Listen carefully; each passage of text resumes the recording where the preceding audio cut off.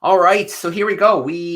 Like I said, I'm here in Canada. We were just visiting Argentina, and now we're going to pop over to the other side of the world because we can do that virtually to Australia, and we're going to spend a little time with Dr. Vanessa Pirotta. So she is a wildlife scientist, science communicator, and woman in STEM. Her zoological background has taken her around the world for wildlife research.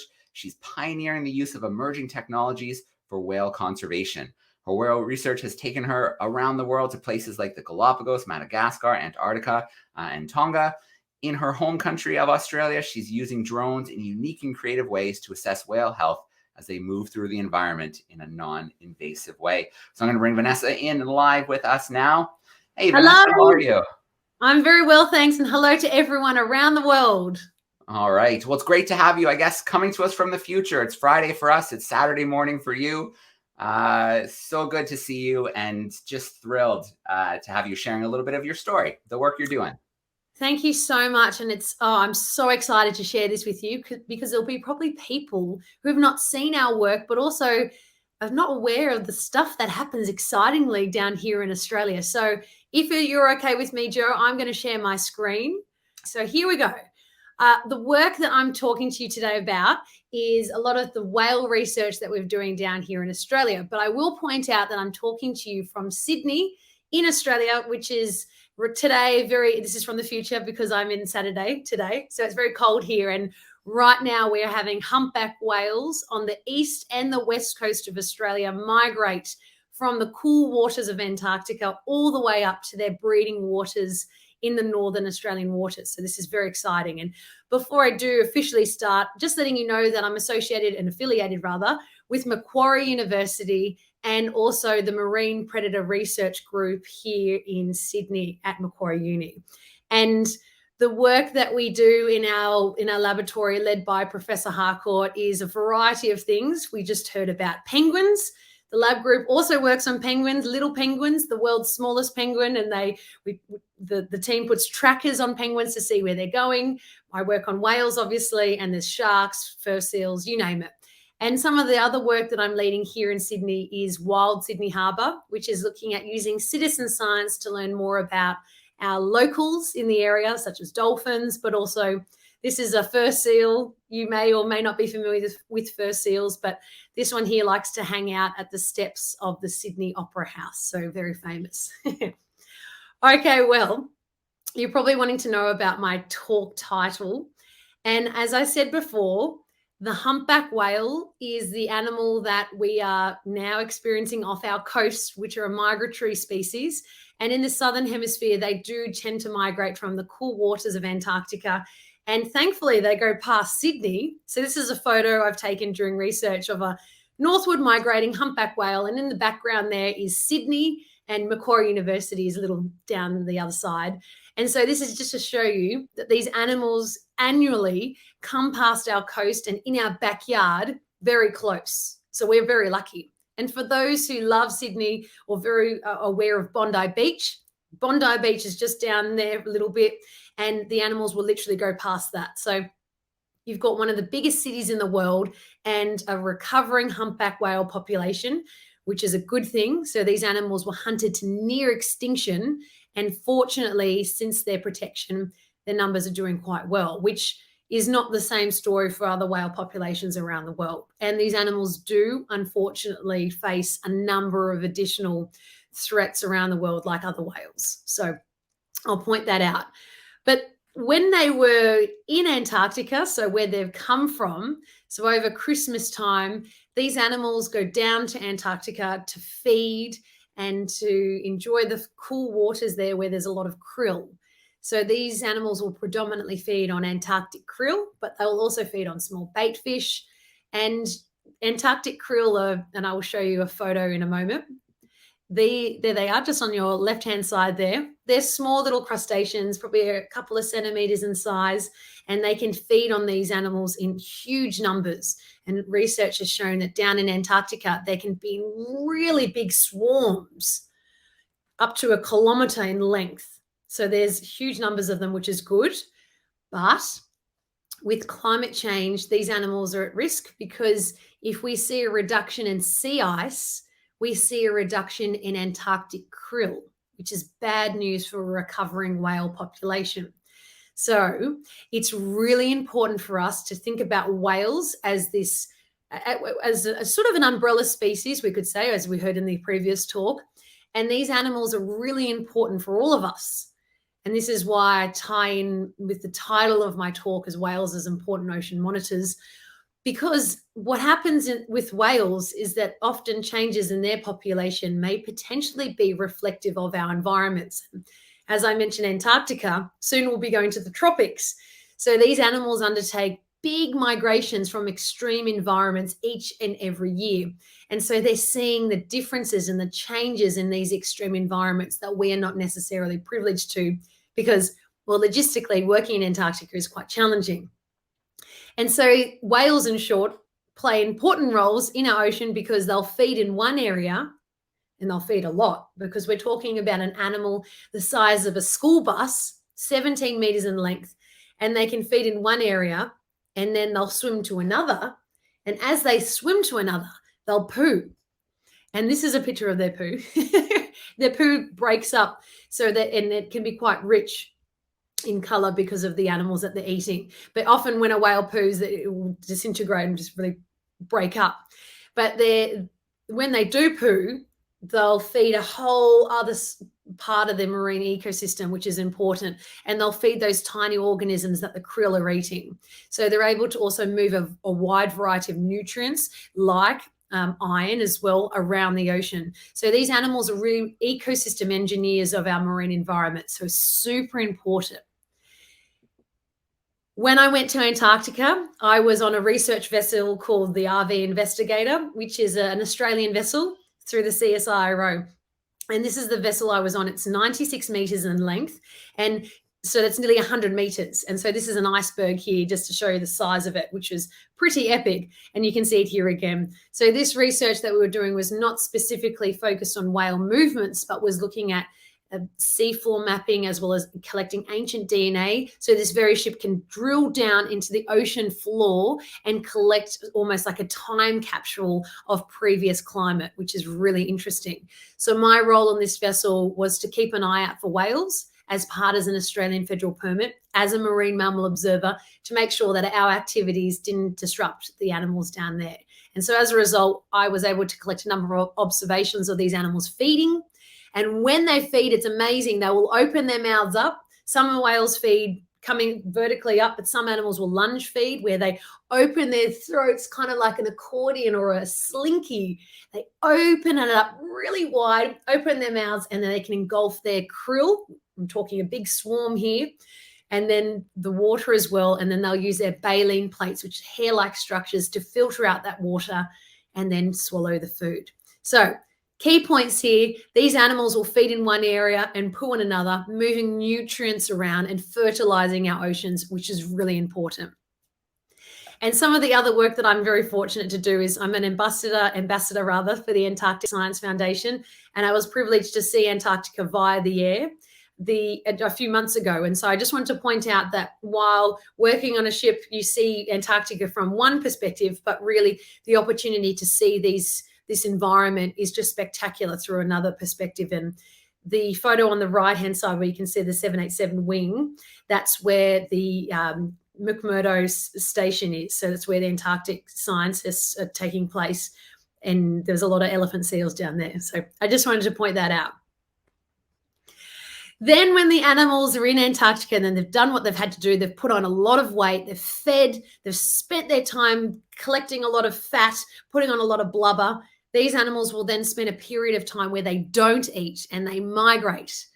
So this here is a photo of a humpback whale migrating past Sydney. And this is a really great opportunity to see some of the throat pleats. So you can see the throat I was talking about, the accordion or the slinky opening up, and the eye is just around here. You can't see it very well, but this is a photo of a humpback whale migrating north past Sydney. And because these animals are migrating past my backyard, essentially, we're able to learn more about them quite in an easy way because, well, they turn up every year, which is good. So when they do go north, where they're going to is the nice warm waters of Queensland. Now, this is the East Australian coast population that I work on. And when they get to the areas like the Great Barrier Reef, it's warm, it's lovely, and they're there to have a good time. I call it the whale disco, where females will give birth, but also males will be singing to attract other whales that haven't had a baby just yet. So they'll be wanting to reproduce as well. So as you can see, in a span of just a few slides, we've gone from an animal that's in Antarctica, migrating along the east coast of Australia to get to the warm waters. So in every single year, these animals, these very mammals, which undertake one of the longest migrations of any animal, or at least any mammal, undertake a huge transition across the marine environment and really can tell us a lot about the ocean in each year, which is incredible because, again, they're going from such an extreme environment. And so I've actually written about this, and this is the first time I've shared this, but I've written a children's book to document this migration, but also to explore some of the science around it. And it's called The Voyage of Whale and Calf. So I thought I'd put that there for any younger viewers who are interested to learn more. And because these animals undertake this migration, the story that they undertake is one of a narrative that I've just shown you, but also one in which is a scientific story. And so this is where I introduce some of the work that we've done and we continue to do so. And because the animals, these ecosystem engineers, they're pooing in one area, feeding in one area, pooing in another. And then as they come through the environment, they're actually collecting information at a microscopic level of changes in our ocean that may be happening that we're not necessarily aware of. So one of the ways in which we can access this information is by using new and emerging technologies, which I love. And I love teaming technology, conservation, and wildlife together. So this wonderful collaborative approach to learning more about animals, and in particularly in a non-invasive way. So again, here's a photo of 4 humpback whales migrating off Sydney. I believe this is off Bondi Beach. And on the top there you can see a drone. And yes, that does say whales not collecting drone. Now, the work that we've been working on is assessing lung microbiota or bacteria, also which we refer to through science communication as whale snot. So this drone is one of many drones that we've currently got in our toolbox of tools to access whales. And we are collecting that breath or that spray that the animals have. And they've got 2 nostrils. And as they take a breath, you can visually see that plume, which is a mixture of water, but mostly bacteria coming from their lungs, which we can collect to learn more about their internal health. Now, one of the ways we do that is by flying a drone from the back of a boat out to a whale's position. And this drone is loaded with a fresh petri dish on top of it. And that petri dish will remain shut and will only open until over the whale's position. Now, the great thing about this is that as the whale is swimming 200 meters or more away from the boat in the distance, the whale will have not necessarily any idea that it's happening. And previous research has shown that in all our flights, the whales either knew the drone was there and did absolutely nothing, or the whales had no idea that the drone was there at all. So we're talking about a drone probably the size of a school ruler, maybe a bit smaller and longer in another way. And as the whales come up to take a breath, the camera on the drone enables us to see the whales underwater and just about to surface. And then as the whale goes, that's the information or the biological information that we wish to collect to learn more about them. And this here is a photo of the drone in the air with that. You can see kind of a bit of a spray there, a whale that's just taken a breath, and the drone's video will be filming the whales to work out which whale it's sampled from. And funny enough, you're probably thinking, oh, those whales, they all look really similar. How do they know? Well, the whales do have a lot of different shapes and markings on them to help us go, oh, that's Jack, or that's Fred, or that whale is totally different from that one, which will enable us to work out how many different samples that we collected. So this is just one example of using a tool to access animals in a remote way. Now, what is this actually telling us?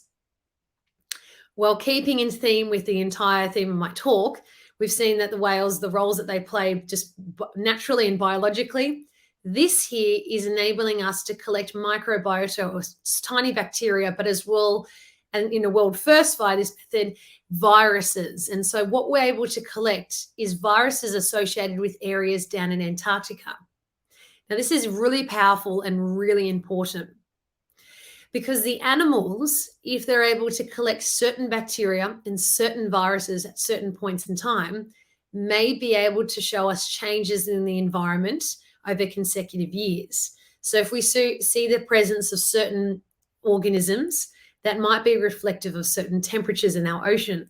And by thinking of this in another way, we are essentially able to collect some of the world's smallest organisms from some of the biggest. Now, while this is showing us what is likely to be representative of relatively healthy humpback whales, we're able to take this information to compare it with other whale populations around the world, and also compare it with whales that might be sick or injured to look at the changes in their internal health. In addition to this method, using drones to measure the width, the length of a whale is also really important to gain morphometric information so that we can use the internal health information as well as those external factors to put together a piece of this information puzzle to learn more about their health as well, which is really important. And I must point out, keeping an eye on time, is that these animals, this population is recovering quite well, which is good. But a recovery in the population may also mean that at some stage, how long is this population going to keep growing at a certain rate, and at what point will it simply stop growing, or there won't be enough resources to support them? So there are a number of things that us as scientists are thinking about ahead of time, and also in a changing environment. And when I say changing environment, climate change does mean that there's a lot of implications for when and where these animals might go when they migrate.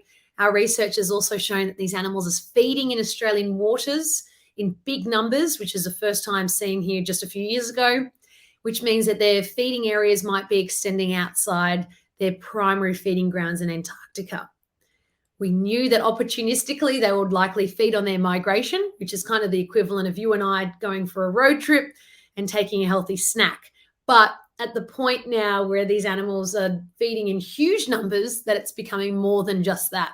And this might be reflective of changing ocean temperatures and currents, which is able to support these animals feeding in Australian waters. So as you can imagine, really key information here for us as scientists to investigate further, to learn more about their movements, but also when and where they're likely to be, to help ensure their protection in Australian waters and in other parts of the world, which is key. So a lot of big findings there. Here's another picture of the drone in action. As you can see the dorsal fin of the whale and the nostrils. So the whales have this splash guard, which is sort of it's erect a little bit to enable that the animals can take a breath with minimizing the amount of water that might go down their nose. And we've also adapted this drone application to collecting dolphin snot via a drone in another world first, which is a little bit more tricky in comparison to the humpback whale collection. And I would just highlight that I've spoken more about this in my TEDx talk, so feel free to Google this as well, what whale snot tells us about whales in the ocean. So again, looking at the vehicles of whales is telling us more about the ocean at a microscopic level. And I guess I want to leave on this is, well, what can you do to make a difference? We've seen scientists do things to help whales and help penguins, and that's all wonderful. But what I would like to point out is that you don't have to be a scientist to make big changes. And this is a global talk that we're having right now. There are many actions that you can take to help preserve our marine environment, which I've just explained to you, that we have many really important animals to help ensure that the regulation of our ecosystem is in check, like whales. And our actions on land are really important because any changes or activity that we have here is likely to have flow-on effects in the ocean. Having a discussion like we're doing today, a global discussion, or this evening, and a morning discussion here in Australia, and thinking about the future.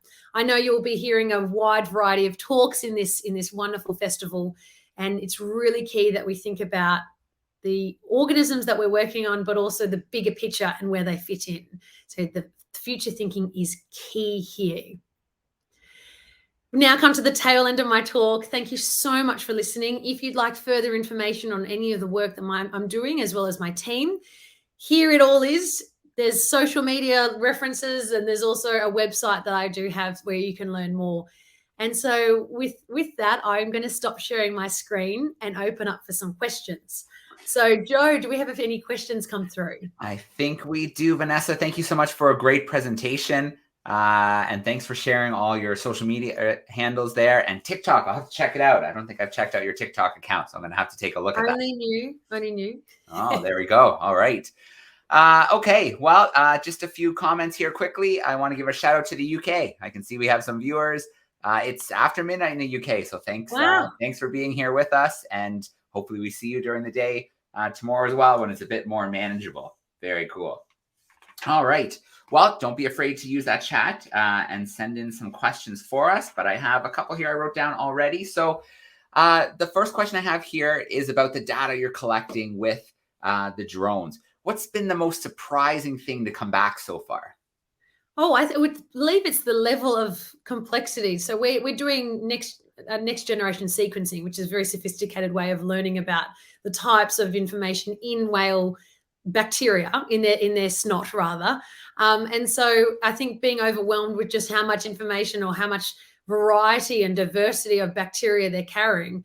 And if we think about it, we too as mammals carry a huge variety of information biologically. And so trying to interpret or at least understand a starting point to then go onwards and then collecting information over consecutive years to see how that might be changing and how is the environmental differences changing what's likely to be in a whale's population in terms of overall population health. And that's really interesting. And the limitation here is that we obviously can't sample all 40,000 plus humpback whales in this very population. So, it's a bit of give and take. So that's why sampling a few individuals can only tell us a small snapshot of what's going on in the population we're working on. Yep. All right. So with the drones, was it difficult to get? Did you have to get permission to do it, to fly so close to the humpback whales? Yes, with any whale research, you need animal ethics and scientific licenses. And in Australia, we're very proud to have regulations through the Civil Aviation Safety Authority, as well as state and government parks, national parks. So there are rules and regulations for flying drones around whales. And the general public here need to stay at least 100 meters away. But also the team that I was working with had huge amounts of drone experience and were able to work really well together to ensure the safety of the animals at all times. All right, excellent. So another question here in the chat. First of all, saying great efforts. Obviously, the water environment is a technical ecosystem to work on and research. And so the question is about being a female scientist. How, what kind of impacts, anything maybe in the way of the work or anything you've experienced? Well, it can be tricky because if you want to juggle having a family, working in the field, I mean, it's all a bit of time management and priority, but you can get through. And it does mean that if you're really passionate about something, then you'll pursue that passion. And it also requires a lot of hard work. So I'm not going to sugarcoat it. It does require being flexible with time. Good communication is key, but it's also really rewarding because it's great for young minds to see people in my position and other females in science driving boats and doing science and working in a predominantly male-based environment. And thankfully, I'm being very privileged to work with a great team and will continue to sort of be visible for young audiences and young girls as well, to encourage them to get into STEM and STEAM, to follow their passion into. And I must point out, a lot of the marine science jobs don't even exist just yet because they're the jobs of tomorrow in the future. Yeah. So you just never know what might come up. Yeah. All right. Very cool. Cool question here. Have you ever sampled the same whale, but in a different season? No, we haven't. So that's a great question. No, not yet. And there is a very famous whale called Migaloo, the white whale, here in Australian waters. He's completely white. And that would be a great example of sampling the same animal, but we've not seen him in research. Okay. So I think this is a great question to kind of to end the session on is what's next? So maybe you kind of gave it away, is maybe trying to sample the same whale in another season, but what's next? What are you hoping to accomplish next with this research? Oh, what's next? That's a great question. Adapting, our drones have been adapted to do different things and ask different questions non-invasively of whales. So I can't give too much away, but everything we do will involve conservation, technology, and learning more about these giants to learn more about our environment, which is so important to all of us, our marine environment. All right, perfect. So you shared your social before, so those who are tuning in are able to rewind. We will put up the events in a playlist as well, but I will share the Instagram link there if you do want to check out more of Vanessa's work. And congratulations on the book. That's so exciting. Thank you so much. Thank you. All right. Well, thank you for joining us, Vanessa from Australia. It was great to have you joining us. It was great to hear about the work you're doing and the cool use of technology. Thank you so much and have a lovely festival. All right. Enjoy the rest of your day.